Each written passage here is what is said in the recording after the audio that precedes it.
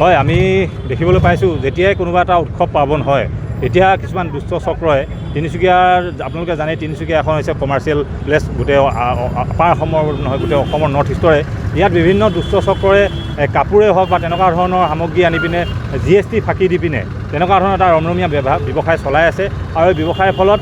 হয় তেখেতলোক ধনী হৈছে কিন্তু আমাৰ যিসকল গাঁৱলীয়া মানুহ বা আমি যিবোৰ সাধাৰণ মানুহ য'ত চৰকাৰে বনাই থৈ দিয়া সাধাৰণ জিৰণি চৰা তাত বহিবলৈ আমাৰ ভয় লাগে জানিবা তাত আমাক টেক্স লগাই দিয়ে নেকি আমি সাধাৰণ বস্তুত যেতিয়া টেক্স দিবলগীয়া হৈছে এনেকুৱা ধৰণে লাখে লাখে কোটি কোটি টকা টেক্স কৰ ফাঁকি দি পিনে কিদৰে এনেকুৱা এটা ব্যৱসায় কাপোৰৰ দৰে ব্যৱসায় বা তেনেকুৱা ধৰণৰ ব্যৱসায় চলাই আছে তিনিচুকীয়াত এইটো অতিকৈ ৰহস্যজনক কথা আমি উপলব্ধি কৰিছোঁ আৰু আমি টাই আহোম যুৱ পৰিষদ অসমৰ তিনিচুকীয়া জিলা সমিতি আমি দাবী জনাওঁ যে ইয়াত এটা বৃহৎ চিণ্ডিকেট এটা বৃহৎ ইয়াত এটা তেনেকুৱা ধৰণৰ দুষ্ট চক্ৰ জড়িত হৈ আছে য'ত কোটি কোটি টকা কাপোৰৰ কোটি কোটি টকা ৰাজহ চক্ৰ ৰাজহ ফাঁকি দি পিনে চৰকাৰৰ হাতত ৰাজহ ফাঁকি দি পিনে তেখেতলোকৰ ব্যৱসায় চলাই আছে গতিকে আমি টাই আহোম যুৱ পৰিষদৰ স্পষ্ট মত যে অতি সোনকালে এই চক্ৰৰ লগত জড়িত থকা তিনিচুকীয়াই হওক বা ইয়াৰ আশে পাশে যিসকল ব্যক্তি ইয়াত জড়িত আছে সেই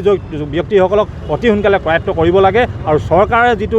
টেক্সৰ ওপৰত যিটো টেক্স আমাৰ জনসাধাৰণৰ ওপৰত যিটো টেক্স লগাইছে সেই টেক্সৰে চৰকাৰে কি পাইছে আমি নাজানো কিন্তু এইসকল যিসকল ব্যৱসায়ীয়ে টেক্সৰ নামত কোটি কোটি টকা চৰকাৰ কৰ ফাঁকি দিছে সেইসকলে কিন্তু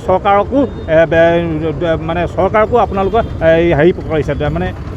বিপদত পেলোৱাৰ দৰে এটা পৰিস্থিতি আহিছে গতিকে আমি টাই আহোম যুৱ পৰিষদৰ স্পষ্ট মত যে অতি সোনকালে কাপোৰৰ চক্ৰৰ লগত জড়িত থকা দুষ্ট ব্যক্তিসকলক কৰায়ত্ব কৰিব লাগে